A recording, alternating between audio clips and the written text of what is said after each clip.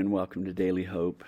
This morning we are in 2nd and 3rd John, and these short letters written from Ephesus by the Apostle John, the one who Jesus loved, the one who leaned against him during the last Passover that Jesus would celebrate with his beloved disciples, the one who used to be the Son of Thunder, is now forever known as the Apostle of Love.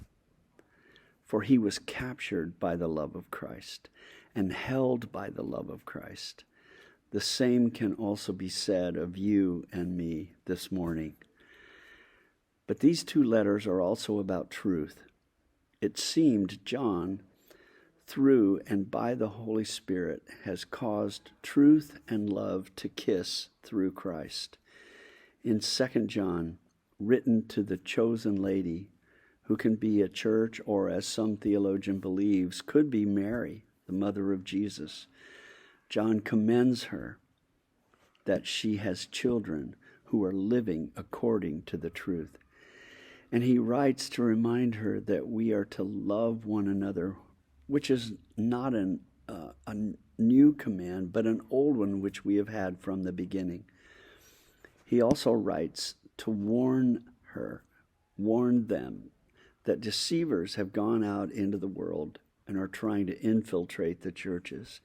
He calls them Antichrist, for they deny Jesus Christ came in a real body, and they do not teach the truth about Christ. They are so toxic, he commands, don't invite them into your home or give them any encouragement. The main idea of this short letter is to remain in the truth and love of Jesus Christ.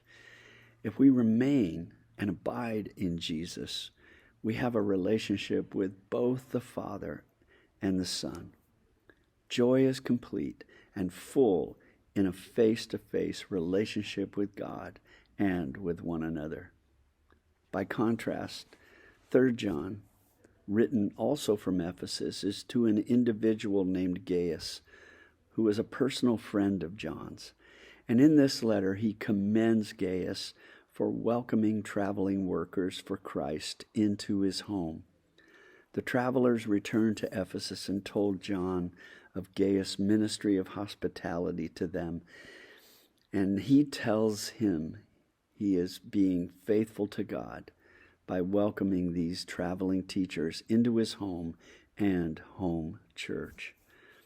By contrast, a man named Diotrephes was not only refusing to help the traveling teachers and welcoming them, he put others who did help them out of the church. He even made accusations against John that John defines as evil. He did not act out of the truth and love of Christ. Diotrephes epitomizes the same actions of the deceivers of 2 John 10 by not teaching by example the truth about Christ. John says that Diotrephes, out of a prideful heart, did what was evil, even anti-Christ-like. And John wrote to the church about this, but Diotrephes acted in a slanderous and evil way. This is the kind of evil Jesus says comes out of an evil heart and defiles the person. It is what comes from inside, Jesus says, that defiles you. For from within, out of a person's heart, comes slander, pride, and foolishness. Mark 7:20 and 21. So here's the key thought.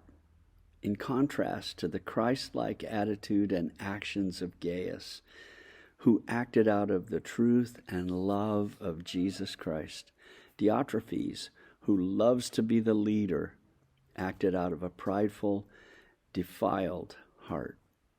So the question this morning is this: am I going to walk and keep in step with the Spirit? Or am I going to live in the flesh, the old me today? Am I going to be filled with the Spirit or be full of myself? Am I choosing to live out of the truth and love of Jesus Christ? Or am I the one who loves to be the leader? In other words, from the old hymn, this is what I choose. All to Jesus I surrender. All to him I freely give. I will ever love and trust him. In his presence daily live. I surrender all. So choose surrender, church. Choose to surrender all to the truth and love of Jesus Christ this day. I'll see you this weekend on campus or follow us online. Bless you, church. See you this weekend.